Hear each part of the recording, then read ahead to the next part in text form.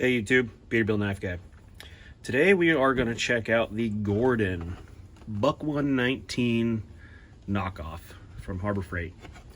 I had a request by a friend and follower to do a hard use test on this turd.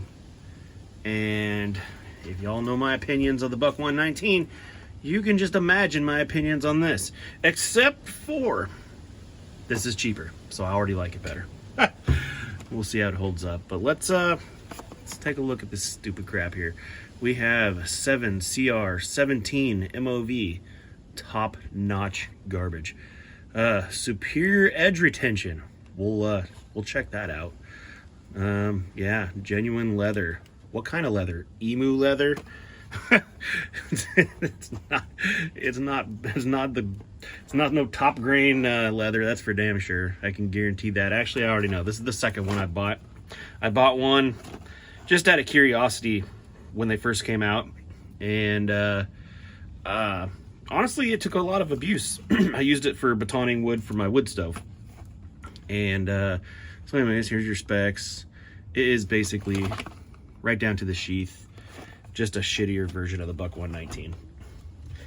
But let's get this turd opened and check it out. We're gonna use the Buck 119 to open its clone, and try not to cut myself.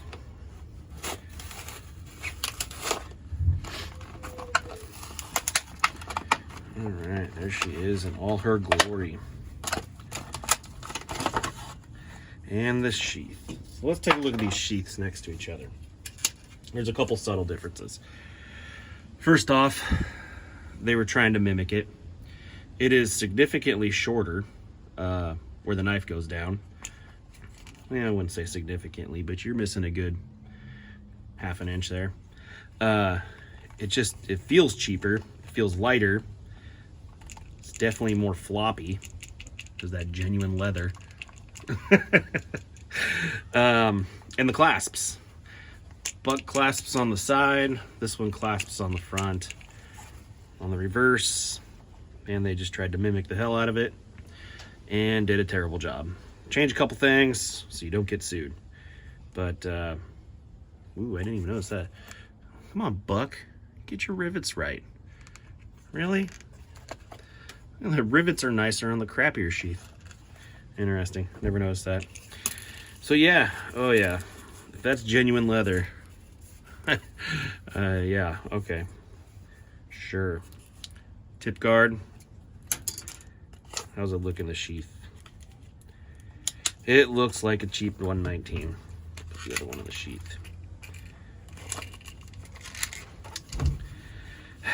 To somebody who didn't know knives, you would know the difference.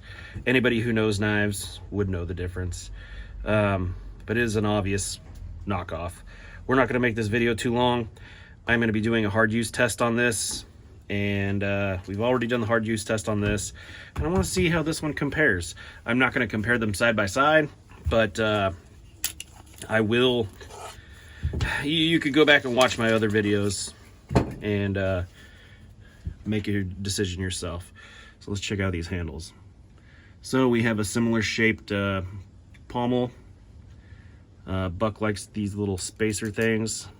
It's kind of like a, I don't know, like a canvas micarta or something in there.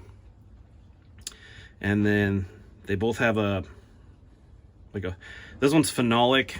I don't know what this is, plastic. Similar guard and the blade designs.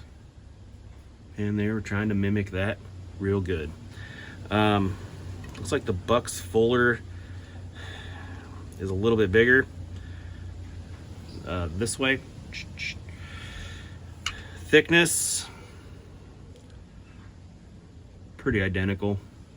Buck's swedge kind of goes to a non-sharpened point where the Gordon is flat. I don't know how much that's going to help or hurt it. Let's look at these tips.